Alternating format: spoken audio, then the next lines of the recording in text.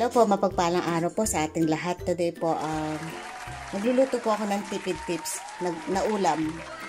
Ito po yung mga sangkap na aking gagamitin. Meron po tayo ditong bawang, sibuyas, siling panigang, sardinas, patis, mantika, at saka po yung gulay, dahon ng mustasa. Pinutol ko na po.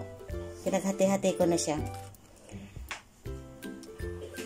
Ito po, mag-start na po tayong mag-gisa. Lagyan na po tayo ng mantika. Ito po ay tipid tips lang po. Nice. Pero masustansya na naman kasi gulay. So, maglagay na po tayo ng bawang.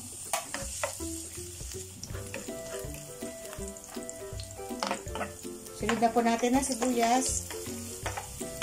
Wala, tumatalsik.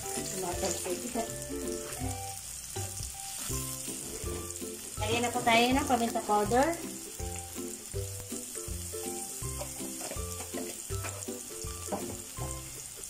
At ng asin po.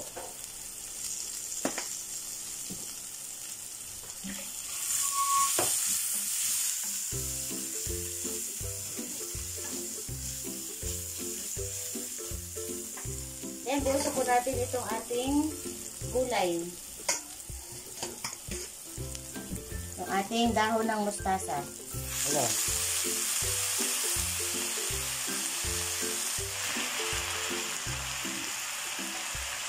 Then, lagay na po natin itong ating sardinas.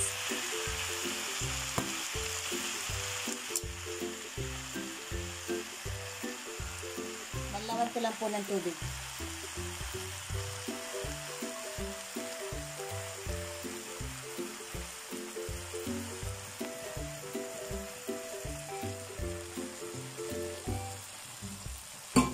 Maglagay po tayo ng patis para magkaroon na ng lasa. Ayan.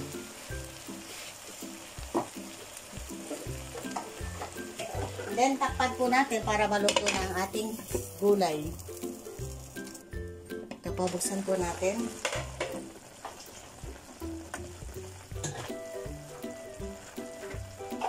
Lagay na po natin itong sili. At almost done na rin po ito. Kahit hindi ko tutikman, alam ko na po yung panlasa ko. Ready nga.